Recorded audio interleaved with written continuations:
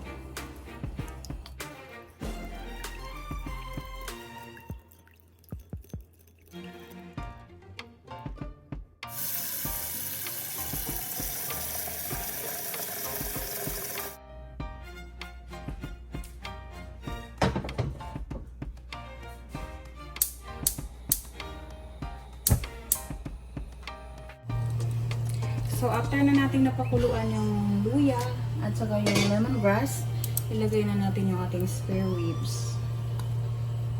So, pakuluan lang natin siya ng mga 5 to 7 minutes para ma-absorb niyo yung lasa ng luya at saka lemongrass. Tsaka para papatagalin siya ng blood at saka to clean the meat. Alright? So, takpan lang natin. So, after ng 5 minutes natin pinakuluan, I think ready na yung ating meat. So, pwede na natin itapon ang kanyang sabaw. And then, kasi yung meat lang ang ating kailangan for the next.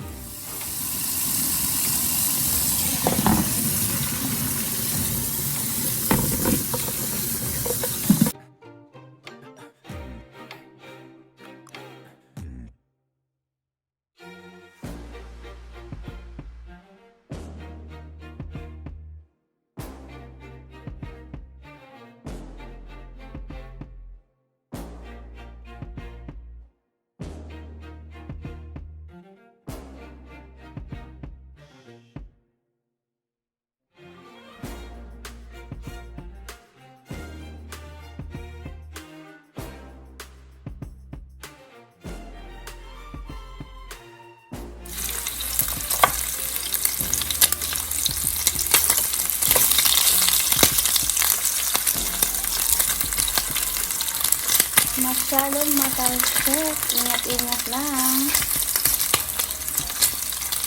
Baka masira yung mga beauty niyo. Kaya dapat ingatan. So, i-place lang natin sa lahat. And then, ready na tayo sa ating ilalagay na seasoning.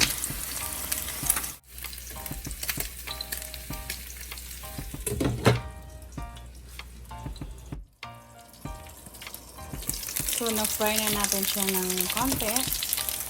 So, ilagyan na natin siya ng ginger. I-mince lang natin. So, pwede nyo siyang liitan if you want. Nilakihan ko lang para makikita siya.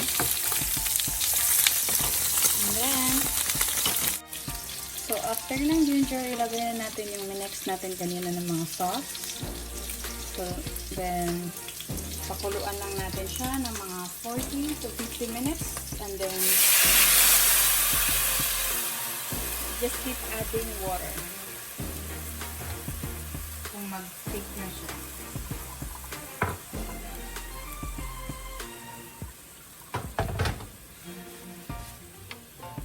So, here we go. Ito na itong waves.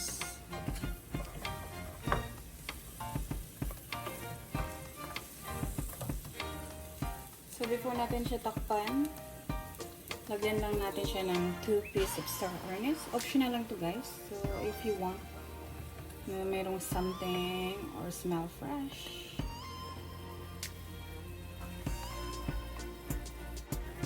So, after natin nilagay yung sauce, lagyan na natin siya ng tubig. And then, it's the time na yung i-level lang siya sa meat. Tapos, cover lang natin.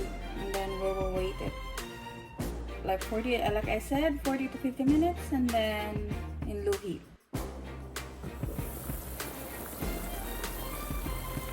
So after like 30 minutes, you can add pineapple juice. Tsaka na ilagay yung chunk. Malapit na siyang maluto, like yung wala ng sabaw. So takpan lang natin, and then we can boil 20 more minutes.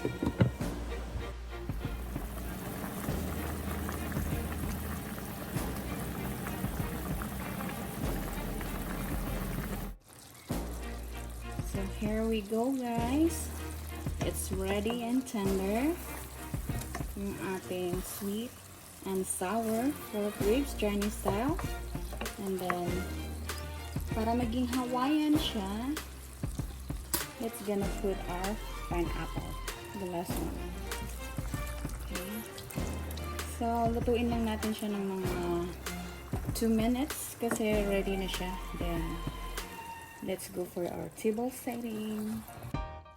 So, make sure na makakuha mo yung lambot niya, like yung hiwalay na siya sa bone. So, kung ganito na siya kalambot, ready to serve na siya.